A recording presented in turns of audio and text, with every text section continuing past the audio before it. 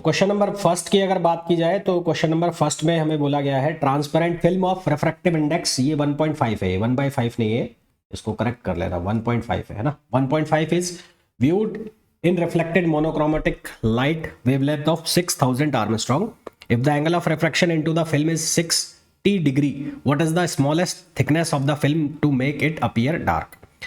तो जो transparent film वाला जो हम फॉर्मूला पढ़ते हैं ना, जिसमें हम ये एडिशनल पाथ डिफरेंस का कॉन्सेप्ट यूज करते हैं, तो वो कॉन्सेप्ट यहाँ पर यूज होना है। तो उस कॉन्सेप्ट को यूज करके वो फॉर्मूला जो है वो क्या फॉर्मूला होता है, वो फॉर्मूला होता है 2 mu T cos R equals to N lambda. 2 mu T cos R equals to N lambda. तो टी की वैल्यू हो जाएगी एन लेमड़ा अपॉन 2 और mu cos R, 2 mu cos R. N की वैल्यू ले ली हमने 1, लैम्बडा जो है उसकी वैल्यू हम ले लेते हैं 6000। तो 6000 इंटू 10 पावर -10 ओवर 2, म्यू की वैल्यू हो गई 1.5 और कॉस 60 डिग्री हो जाएगा 1/2, है ना। तो 2 से 2 कैंसिल हो जाएगा। तो इसको जब हम सॉल्व करेंगे तो यहाँ से टी की वैल्यू हमारे पास आएगी 4 इंटू 10 पावर -4 mm। बड़ा ही सिंपल सा क्वेश्चन था, बस आपको ये जो फॉर्मूला है ट्रांसपेरेंट फिल्म में जो हम यूज़ करते हैं, जिसमें एडिशनल पाथ डिफरेंस का यूज़ करके हम ये फॉर्मूला बनाते हैं, तो ये फॉर्मूला आपको ये आना चाहिए, है ना। नेक्स्ट क्वेश्चन पे आ जाओ। नेक्स्ट क्वेश्चन में बोला है what would be happen if the wavelength of the light was increased in a Young's double slit experiment. ये एक्सपेरिमेंट लिखा हुआ है, एक्सपेरिमेंट।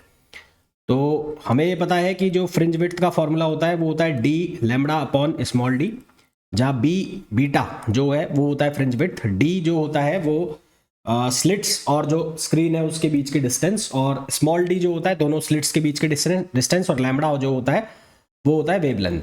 तो यदि वेवलेंथ को हम इंक्रीज करेंगे तो सीधी सी बात है जो बीटा है उसकी वैल्यू इंक्रीज हो जाएगी। बीटा का मतलब जो फ्रिंज विड्थ है, लाइट फ्रिंजेस के बीच की जो डिस्टेंस है वो इंक्रीज होगी। दैट मीन्स कि ऑप्शन बी हमारे पास करेक्ट आंसर होगा, है ना। नेक्स्ट क्वेश्चन पे आ जाओ। नेक्स्ट क्वेश्चन में है व्हेन अ माइका शीट जो उसका रिफ्रैक्टिव इंडेक्स है वो 1.5 है, of thickness 6 into 10 power -6 meter is placed into a path, into a path of light was emerging from one of the two coherent source in a Fresnel biprism experiment. The central fringe get shifted through, ये through लिखा हुआ है, through 5 fringe width the wavelength of the light। अब इसका simple सा formula है, formula क्या होता है इसका फॉर्मूला होता है T mu -1 equals to N lambda. ये फॉर्मूला आपको यूज करना है। एन जो है उसकी वैल्यू आपको कितने गिवन है, 5 वैल्यू गिवन है, तो टी म्यू -1 और यहाँ पर आ जाएगा कितना 5 लेमड़ा। तो आपने वैल्यू निकाली है लेमड़ा की, तो लेमड़ा इक्वल्स टू हो जाएगा टी म्यू -1 अपॉन ये हो जाएगा 5। तो यहाँ से इसको जब हम सॉल्व करेंगे तो टी जो है उसकी वैल्यू हो गई 6 इंटू 10 पावर -6, म्यू की वैल्यू 1.5 है तो ये हो जाएगा 1.5 -1 अपॉन और ये 5। तो यहाँ से इसको हम सिंप्लीफाई करेंगे तो 5 से 5 कैंसिल होगा, तो आंसर आ जाएगा हमारे पास 6000 आर्मस्ट्रॉन्ग। आंसर क्या आ जाएगा 6000 Armstrong, which is option second. तो करेक्ट आंसर हमारे पास क्या आ जाएगा, सेकंड आ जाएगा। नेक्स्ट क्वेश्चन पे आ जाइए। नेक्स्ट क्वेश्चन में बोला है size of an obstacle in order to observe diffraction of light must B.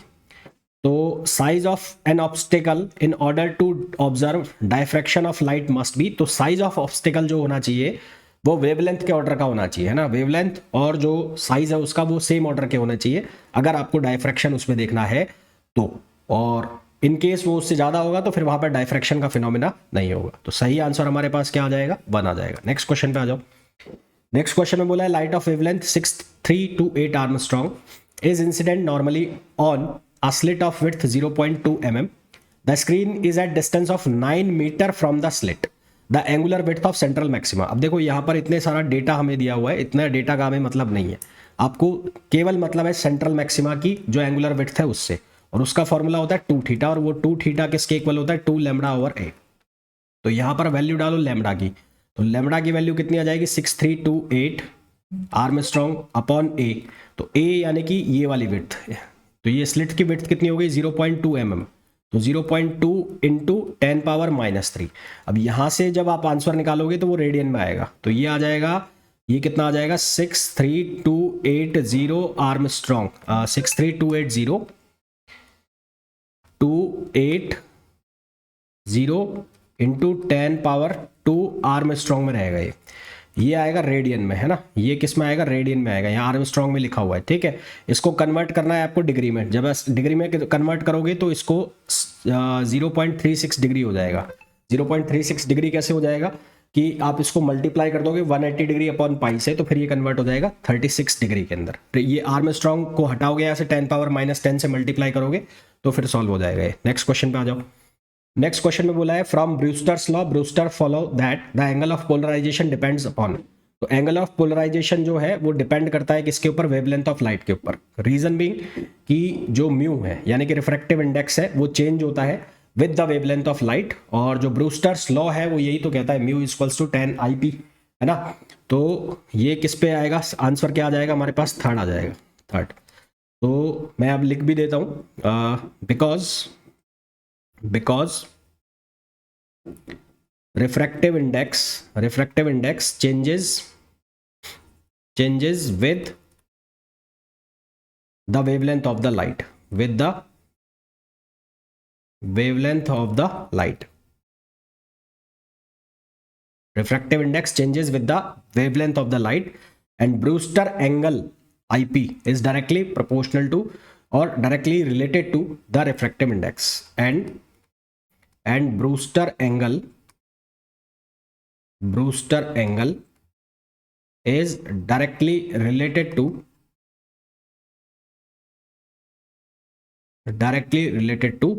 the refractive index, और ये डायरेक्ट किससे रिलेट करता है? रिफ्रैक्टिव इंडेक्स से रिलेट करता है। नेक्स्ट क्वेश्चन पे आ जाओ। नेक्स्ट क्वेश्चन में बोला है light transmitted by Nicol prism. अब निकोल प्रिज्म का फंडा क्या है कि अनपोलराइज लाइट जो है, अनपोलराइज लाइट आएगी। पहले तो अनपोलराइज लाइट आई। अब ये जो लाइट है दो पार्ट में टूटेगी, एक ओ रे और एक ई रे। एक बनेगी ओ रे और एक बनेगी ई रे। ओ रे का मतलब है ऑर्डिनरी और ई रे का मतलब है एक्स्ट्रा ऑर्डिनरी। अब ये जो दो लाइट्स हैं इनमें से किसी भी एक लाइट को यदि उसके पाथ से डिफ्लेक्ट करा के पोलराइज कर लिया जाए तो हमें प्लेन पोलराइज्ड लाइट मिलती है। कौन सी लाइट मिलती है? Plane polarised. तो प्लेन पोलराइज्ड लाइट मिलेगी निकोल प्रिज्म के रिजल्ट से। तो प्लेन पोलराइज्ड लाइट यानी कि ऑप्शन सेकंड, ठीक है, ऑप्शन सेकंड। अच्छा, निकोल प्रिज्म का एक क्वेश्चन आपसे और पूछा जा सकता है, किस प्रिंसिपल पर काम करता है?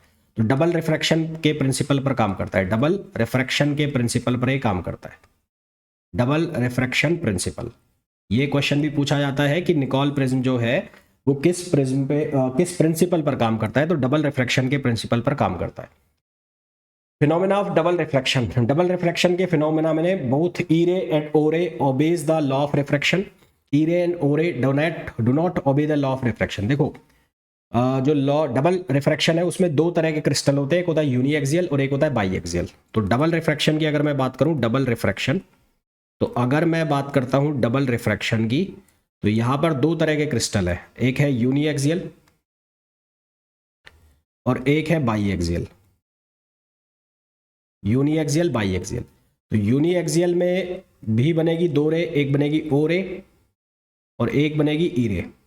एक बनेगी ओ रे और एक बनेगी ई रे। यहां पर क्या होगा? ओ रे जो है, ओ रे वो फॉलो करेगी लॉ ऑफ रिफ्रैक्शन को और स्नेल्स लॉ को, है ना। follows law of refraction and Snell's law। और जबकि जो ई रे है वो डू नॉट फॉलो, ये फॉलो नहीं करेगी। और अगर मैं बाईएक्सियल क्रिस्टल की बात करूं तो बाईएक्सियल में both O and E rays do not follow refraction law. दोनों ही रिफ्रैक्शन लॉज को फॉलो नहीं करेंगी, ठीक है, दोनों ही रिफ्रैक्शन लॉज को फॉलो नहीं करेंगी। अब यहाँ पर एक क्वेश्चन जो है इसमें कुछ भी क्लियर नहीं है कि कौन सा बाईएक्सियल क्रिस्टल है, यूनिएक्सियल क्रिस्टल है। तो उसके अकॉर्डिंगली फिर जो हम आंसर है वो क्या लिखेंगे कि ओनली जो ओ रे है वो ओबे करेगी लॉ ऑफ रिफ्रैक्शन को। तो only O ray obeys the law of refraction, क्योंकि बाईएक्सियल में तो दोनों ही फॉलो नहीं कर रही है। अच्छा, यहाँ पर एक क्वेश्चन आपसे ये भी पूछा जा सकता है कि यूनिएक्सियल के कौन कौन से एग्जाम्पल होते हैं। तो यूनिएक्सियल के जो क्रिस्टल एग्जाम्पल होते हैं उसमें आता है टूरमलिन, एक आता है क्वार्ट्ज और एक आता है कैल्साइट। तो इसके एग्जाम्पल कौन से हो जाते हैं? कैल्साइट, एक हो जाता है टूरमलिन और एक हो जाता है क्वार्ट्ज। ये एग्जाम्पल हो जाते हैं किसके? यूनिएक्सियल के। इसी तरह से पूछ लिया जाता है आपसे बाई एक्सियल में, तो बाई एक्सियल के केस में जो इसके एग्जाम्पल बन जाते हैं वो बन जाता है टोपाज बाई एक्सियल में, और एर्गोनाइट। टोपाज और एर्गोनाइट ये एग्जाम्पल हो जाते हैं किसके? बाई एक्सियल के। ये क्वेश्चन भी पूछ लिया जाता है कि इनमें से कौन से टाइप का क्रिस्टल है। नेक्स्ट क्वेश्चन पे आओ। For the light of particular wavelength, the optical rotation theta of its plane of polarization by the optical active substance vary with its length L optic। अब देखो लॉ ऑफ ऑप्टिकल एक्टिविटी, उसके मैं relation लिख रहा हूं, याद रख लेना। Law of optical activity, optical activity, तो इसके मैं रिलेशन लिख रहा हूं, याद रख लेना। Theta proportional to L, L का मतलब है लेंथ, थीटा का मतलब है जो ऑप्टिकल रोटेशन एंगल है वो, theta proportional to C, C का मतलब है concentration, theta proportional to 1 upon lambda square, यानी कि जो वेवलेंथ है उसका स्क्वायर। और बहुत सारे सॉल्यूशंस हैं तो उस केस में theta equals to theta 1 plus theta 2 plus theta 3 and so on. तो यहां से अगर आप देखोगे तो theta is proportional to L, तो हमारे पास आंसर कौन सा आ जाएगा? ये आ जाएगा सेकंड। अगर सी होता तो थीटा प्रोपोर्शनल टू सी, और लैम्बडा होता तो theta proportional to 1 upon lambda square. इनको हम कहते हैं लॉ ऑफ ऑप्टिकल एक्टिविटीज। बहुत ज़्यादा कुछ इसमें ऐसा है नहीं जिसको आप याद ना कर पाओ, इजीली इसको लर्न कर सकते हो आप। नेक्स्ट क्वेश्चन पे आओ। नेक्स्ट क्वेश्चन में बोला है सर्टेन लेंथ एल, ये एल है, एल ऑफ 5% सॉल्यूशन, 5% सॉल्यूशन यानी कि सी की वैल्यू दी हुई है, कॉजेज एन ऑप्टिकल रोटेशन यानी कि थीटा की वैल्यू। तो एक फॉर्मूला यूज करते हैं हम, theta is equals to S C L, S C L, जहां से एस की वैल्यू होती है थीटा अपॉन सी एल। ये जो एस है, एस, इसको हम कहते हैं स्पेसिफिक रोटेशन। इस एस को हम क्या नाम देते हैं? Specific rotation. इसके ऊपर आपको काफी सारे क्वेश्चन देखने को मिल सकते हैं एग्जाम के अंदर। तो पहले केस में फर्स्ट केस, अगर मैं फर्स्ट केस की बात करूं तो s is equals to theta की वैल्यू कितनी है? 20 डिग्री है, ये 20 डिग्री दिया हुआ है, थीटा 20 डिग्री अपॉन सी 5% है तो 5 अपॉन 100 लिख लिया आपने, इंटू एल, इसको आपने लिखा फर्स्ट। फिर आपको यूज करना है सेकंड केस। सेकंड केस का आप यूज करोगे तो सी की वैल्यू होगी 10%, सेम सब्सटेंस है यानी कि एस की वैल्यू सेम रहने वाली है, तो S is equals to angle कितना करना है आपको? 35 डिग्री, ये हो गया 10% यानी कि 10 अपॉन 100, और यहां पर लिख देता हूं मैं L2, इसको लिख दिया मैंने इक्वेशन सेकंड। 1 और 2 क्योंकि सेम सब्सटेंस है तो इक्वेट कर दो, तो 1 इक्वल्स टू 2 इक्वेट कर दिया, तो यहां से बन गया 20 अपॉन 5 अपॉन 100 इंटू एल, और यहां बन गया 35 अपॉन 10 अपॉन 100 इंटू L2। तो यहां से क्या होगा? 100 से 100 कैंसिल, और ये 5 2 ज़ा 10, तो ये सॉल्व करेंगे तो L2 की वैल्यू आएगी 0.875 L। हमारे पास जो आंसर आ जाएगा वो आ जाएगा 0.875 L, which is option third. मैं फिर कह रहा हूँ ये फॉर्मूला याद रखना, बहुत काम आता है, ये काफ़ी सारे क्वेश्चन आपको दिख जाएंगे इसके। The working of Nicol prism, मैंने आपको पहले भी बताया, अभी थोड़ी देर पहले बताया कि डबल रिफ्रैक्शन आता है। क्या आएगा? Double refraction. प्रिंसिपल क्या है? प्रिंसिपल ये है कि अनपोलराइज लाइट आएगी, अनपोलराइज्ड लाइट जो आएगी वो दो पार्ट में टूटेगी। दो पार्ट में टूटेगी मतलब एक बनेगी ओ रे और एक जो है वो बनेगी ई रे। एक बन जाएगी ओ रे, एक बन जाएगी ई रे। इसके बेस पर दो क्रिस्टल है। निकोल प्रिज्म है उसको इस तरह से डिजाइन किया जाता है कि ओ रे जो है उसको एलिमिनेट कर दिया जाए through total internal reflection. Nicol prism is designed in such a way that the O ray is eliminated completely through total internal reflection, है ना, टोटल इंटरनल रिफ्लेक्शन, ताकि जो ई रे है वो पोलराइज्ड होके पास हो जाए। तो ये इसका प्रिंसिपल होता है। तो हमारे पास जो आंसर आ जाएगा वो आ जाएगा डबल रिफ्रैक्शन। नेक्स्ट क्वेश्चन पे आ जाओ। The relation between coherence time T C and coherence length, तो ये तो वही रिलेशन है, velocity is equals to displacement upon time या speed is equals to length upon time. तो option A, length is equals to velocity into time. Next question पे आ जाओ। Two waves having their intensity in the ratio 9:1 produces interference in the interference pattern. The ratio of the maximum to minimum intensity is equals to, तो हमें I1 ratio I2 given है, वो कितना है? 9:1, we need to find out I max to I minimum ratio, and that will be equals to under root I1 plus under root I2 upon under root I1 minus under root I2, और ये इसका square कर दिया।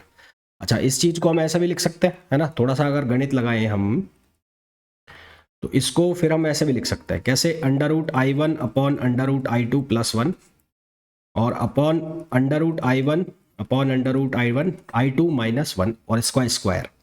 9:1 का root करोगे तो 1 बनेगा 3, तो ये बन जाएगा 3 + 1 और ये हो जाएगा 3 - 1 स्क्वायर। सॉल्व करेंगे, आंसर आ जाएगा 4:1 विच इज ऑप्शन डी। क्या आंसर आ जाएगा? डी आंसर आ जाएगा। नेक्स्ट क्वेश्चन पे आइए। Condition of destructive interferences, destructive interference की कंडीशन बता दी।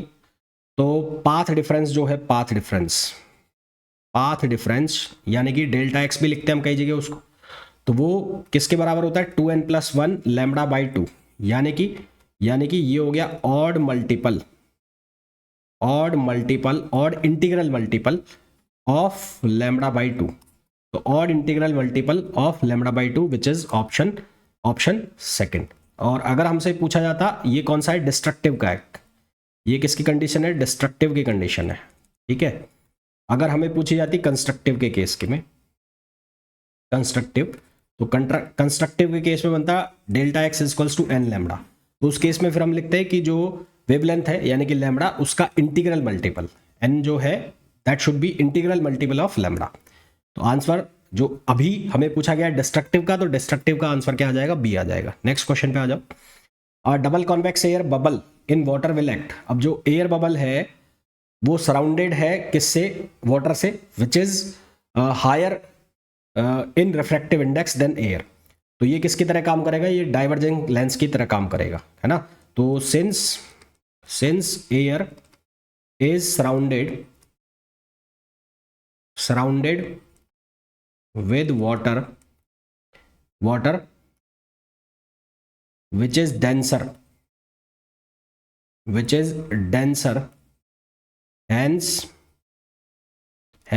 double convex air will act like diverging lens।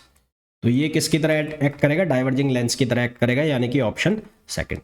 ठीक, तो होपफुली जितने भी क्वेश्चंस मैंने आपको कराए हैं बहुत अच्छे से समझ आ गए होंगे।